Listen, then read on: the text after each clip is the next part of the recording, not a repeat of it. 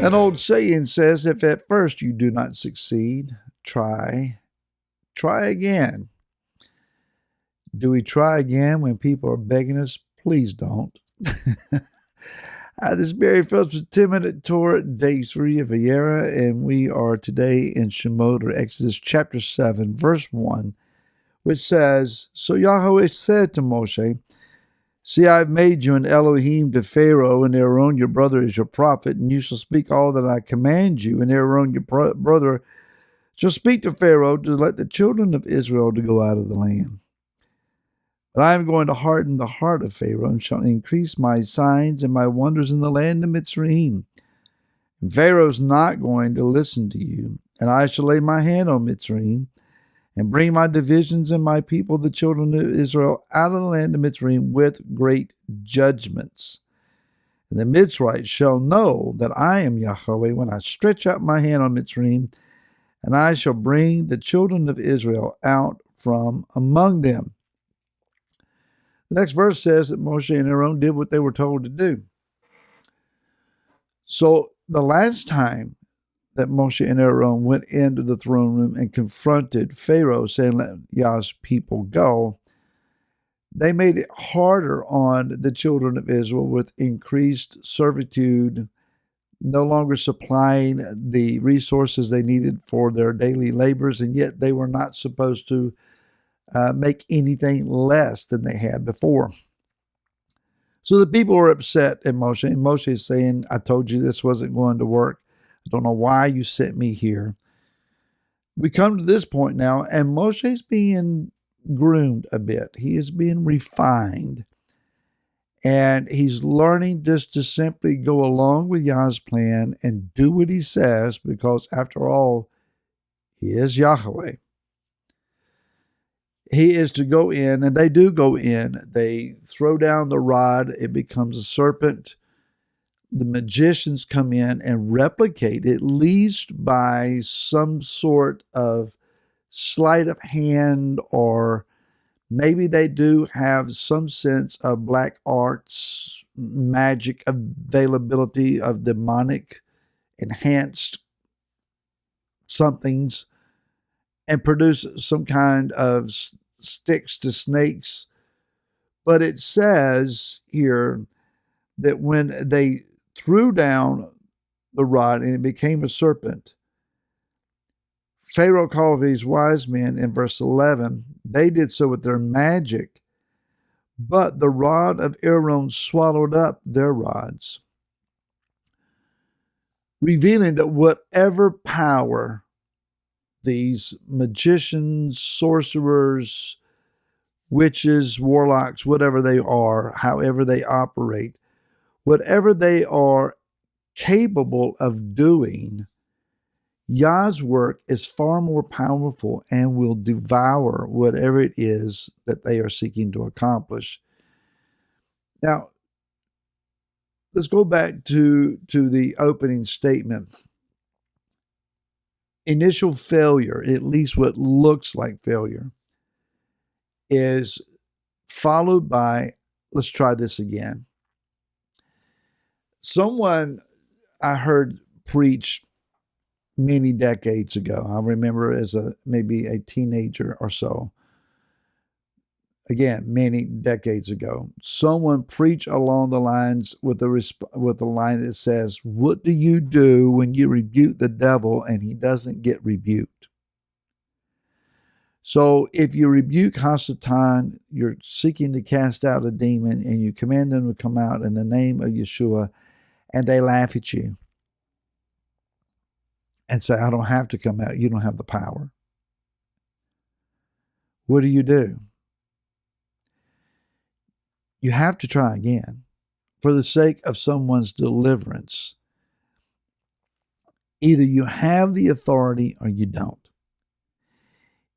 Either the hand of Yah is going to back up his word with signs and wonders following, or you don't have the word. Yah warns us again and again not to listen to those who come prophesying in his name when he didn't send them. And he said they're going to utter these fascinating words and these big things, but I didn't say it to them. They didn't get it from me. People come with fanciful doctrines that entertain and draw a crowd, and people go, wow. But Yah may be saying, don't listen to them. It doesn't hold with my word. It's not me speaking through them. This is them. And if you're entertained by words, entertained by personalities claiming to be someone with me, then you're going to be deceived. There is a real power and there's a fake power. The problem is it takes sometimes the gift of discernment to determine who has authentic authority and power with the Most High and who is acting in their own regard. Well, if miracles take place, doesn't that give validity to what they're saying? Be careful about following signs. We don't follow signs, we follow truth. And where we find truth, then there will be signs following and authenticating the truth. But if someone preaches a word that is variant against the word of the Most High, as we have, and yet they do signs and wonders, they are lying signs and wonders. 2 Thessalonians chapter 2 warns us about those who do not have a love for the knowledge of the truth, and they will be given the spirit of deception, not from Hasatan, but from Yah himself. And so Yah says, go in and speak this word, and I'm telling you ahead of time, Pharaoh's not going to listen to you. But I want you to follow up the word that I give with this sign of your rod becoming a serpent. Pharaoh had to be at least in some amount, maybe enough to raise an eyebrow, when the serpent from the rod of Aaron swallowed up the other magician's serpent. He captured their power. He took their authority. They didn't get their sticks back. But Aaron walked out with his, and all that they had to offer was captured. Yah's going to do things in our day that are going to amaze us if we're willing to do what he says, regardless of how people respond. It's up to us just to simply obey, and the truth will be verified by signs following. Now, I want you to go with me, if you will, the book of Isaiah.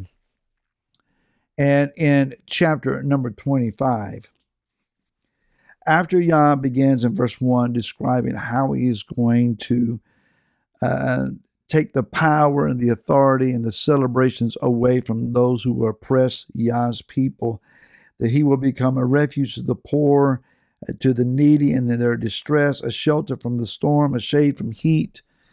He says in verse 6, and in this mountain, Yahweh of hosts shall make for all the people a feast of choice pieces, a feast of old wines, of choice pieces with marrow, and of old wines well refined. And then in verse 7, he says, and he shall swallow up on this mountain the surface of the covering which covers all people, and the veil which is spread over all nations. And he shall swallow up death forever. And the Master Yahweh shall wipe away tears from all faces, and take away the approach of his people from all there. For Yahweh has spoken, and it shall be said in that day, see, this is our Elohim. We have waited for him, and he saves us. This is Yahweh. We have waited for him. Let us be glad and rejoice in his deliverance. Yah is going to reveal his Messiah, who will swallow up the veil that covers the eyes, the deception veil, the spiritual thickness over the eyes to where people can't see, and they're going to get it. Those who can't see are going to see. He's going to cause the blind eyes to open, the spiritual blind eyes to open. There may be those that you've been trying to share truth with, love with, compassion with, help to, and they've not received it thus far. Keep trying. Say it again. Offer again. And may the veil be taken away. and signs follow. And I'll see you again tomorrow. So then, shalom.